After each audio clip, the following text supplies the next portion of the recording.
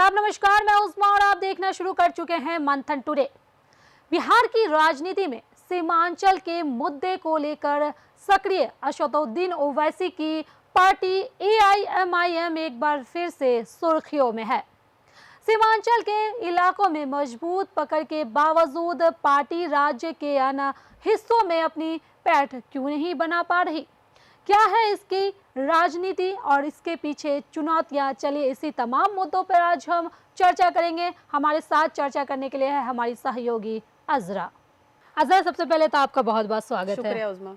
अजरा, सीधा हम सवाल करते हैं कि जब से एआईएमआईएम जो है वो बिहार में आई है तब से वो सीमांचल से बाहर नहीं निकल पाई है। इसके पीछे क्या वजह हो सकती है? देखिए, वजह बहुत बड़ी वजह ये नहीं है उस्मा, लेकिन आपको ये बता देंगे कि जो एआईएमआईएम की जो अध्यक्ष हैं सीमांचल के हैं, जिनका नाम है अख्तरुल इमान साहब, ठीक है, वो सीमांचल से बाहर जाना नहीं चाहते हैं। और ओवैसी साहब का नाम जो है बहुत बड़ा नाम है, बहुत बड़े हस्ती हैं। और आपको ये भी बता दें उस्मा कि जिस तरह से आपको बताया कि ओवैसी साहब का बड़ा नाम है, उसके बावजूद भी उनको जन समर्थन भी उन्हें मिल रहा है। हाँ। लेकिन बिहार में उसका वो पूरा फायदा शायद नहीं उठा पाए हैं। तो क्यों नहीं उठा पा रहे हैं उसका फायदा? ये भी आपको हम बताना चाहेंगे कि इसलिए वजह है, ये सबसे बड़ा कारण दिख रहा है कि जो अध्यक्ष महोदय हैं वो सिर्फ अपना एक एरिया को पकड़ के बैठे हुए हैं, उसी में सिमट के ही रहना चाह रहे हैं, वो आगे बढ़ना नहीं चाह रहे। तो सबसे पहले ओवैसी साहब को करना क्या चाहिए कि अध्यक्ष चेंज करना चाहिए अपना। अगर वो अपना अध्यक्ष चेंज करते हैं तो शायद अदर जो जिला है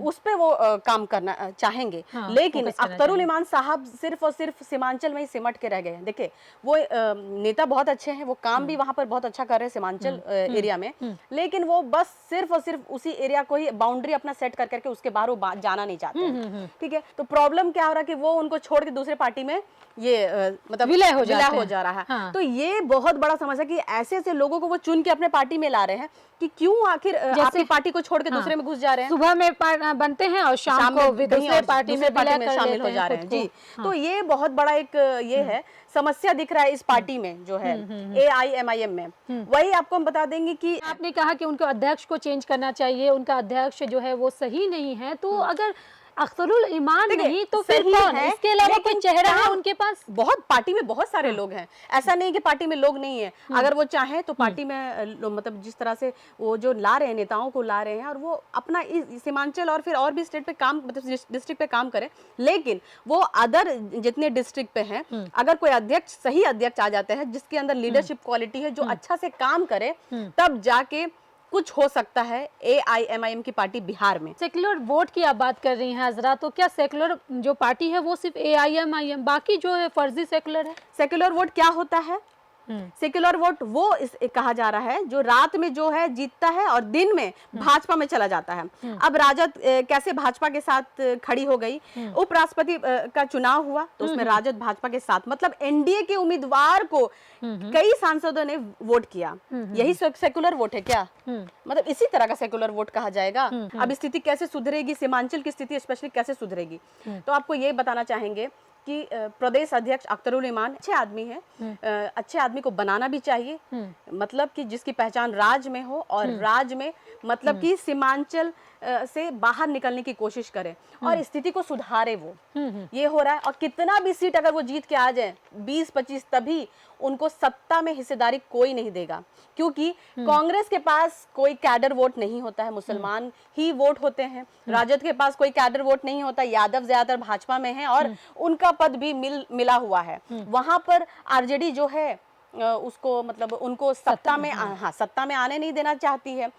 ये हर तरफ देखा जाए तो मतलब पिछड़े वर्ग जो है, अगर एआईएम वाले पीछे ही रहेंगे, एआईएम रहेंगे तो वो अपनी राजनीति का रूपरेखा बदलना है तो उन्हें प्रदेश अध्यक्ष बदलना पड़ेगा। अगर समय रहते अध्यक्ष नहीं बदलते तो सीमांचल से अधिक वो निकल नहीं पाएंगे, ऐसा लगता है लोगों को। ठीक है, सवाल ये भी है क्या कि ओवैसी ऐसे लोगों को ला नहीं पा रहे हैं जो ना उनका वर्चस्व को बना सके बिहार में और सीमांचल से बाहर?